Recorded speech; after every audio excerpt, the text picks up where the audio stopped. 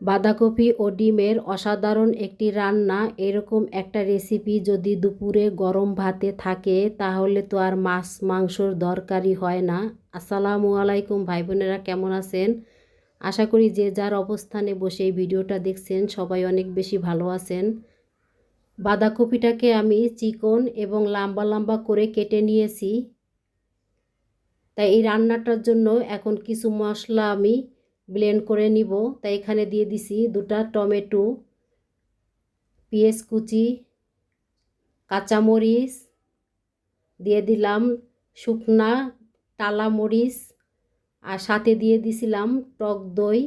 তা দিয়ে আমি ব্লেন্ডার করে রেখে দিয়েছি।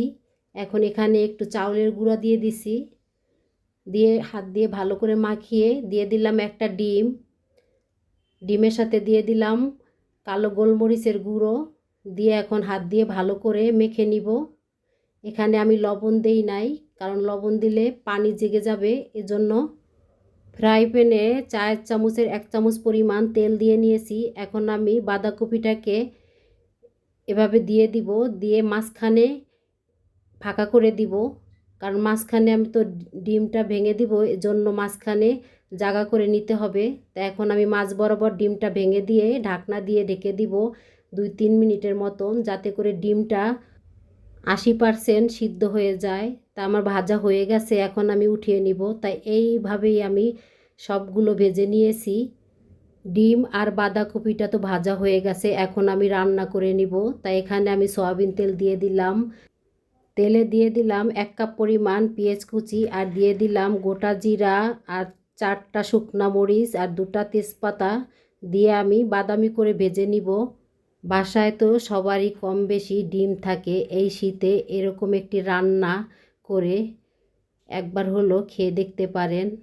এখানে দিয়ে দিলাম আদা আর রসুন বাটাটা। তা দিয়ে আমি আদা রসুনটাকে ভালো করে ভেজে নিব, যাতে করে আদা রসুনের কাঁচা গন্ধটা চলে যায়। আগের থেকে যে মশলাটা বানিয়ে রেখেছিলাম সেটা সব দিয়ে দিব। তা দিয়ে আমি হালকা নেড়ে চেড়ে নিচ্ছি। এরকম একটা রান্না যদি আপনি কাউকে বানিয়ে খাওয়ান, অবশ্যই সে প্রশংসা করতে বাধ্য হবে। তাই এখানে আমি মশলাগুলো দিয়ে দিব। এখানে দিয়ে দিলাম হলুদের গুঁড়ো, মরিচের গুঁড়ো, ধইনা জিরার গুঁড়ো, দিয়ে দিলাম গরম মশলা, আর দিয়ে দিব অল্প পরিমাণ পানি বাটি ধোয়ার। তা দিয়ে আমি মশলাটাকে ভালো করে কষিয়ে নিব। এখানে 3-4 মিনিটের মতন আমি মশলাটাকে ভালো করে কষিয়ে নিয়েছি। যেই পর্যায়ে এসে তেলটা মশলা থেকে ছেড়ে গিয়েছে, তা দেখতে তো পারছেন মশলা থেকে তেলটা ছেড়ে গেছে, আর কালারটাও মাশাআল্লাহ অনেক সুন্দর হয়েছে। এখন আমি দিয়ে দিব পরিমাণ মতন পানি। তা ভিডিওর এই পর্যায়ে এসে যে সকল ভাই বোনেরা একটা লাইক দিতে ভুলে গিয়েছেন, প্লিজ ভাই বোনেরা একটা লাইক দিয়ে পুরো ভিডিওটা দেখার অনুরোধ রইল। তা এখানে আমি দিয়ে দিব লবণ, আর দিয়ে দিব পরিমাণ মতন একটু চিনি। এখানে 1 চামচের চেয়ে একটু কম আমি চিনিটা দিয়ে দিছি, কারণ যেহেতু এখানে টক দই ব্যবহার করা হয়েছে। তা এখন আমি একটা একটা করে ভেজে রাখা ডিম আর বাঁধাকপিটা সেটা দিয়ে দিলাম। তা দিয়ে আমি হালকা নেড়ে চেড়ে নিচ্ছি। দিয়ে এখন আমি ঢাকনা দিয়ে ঢেকে দিব 5 মিনিটের মতন। তা হালকা আছে চুলার আঁচটা রাখতে হবে, কারণ ঝোলটা খুব আঠালো। এখন আমি দিয়ে দিলাম 8-10টা কাঁচামরিচ, আর দিয়ে দিব পরিমাণ মতন ধইনা পাতা কুচি। দিয়ে আমি হালকা নেড়ে চেড়ে নিচ্ছি, আর চুলার আঁচটা একদম লোতে রেখে দিয়েছি।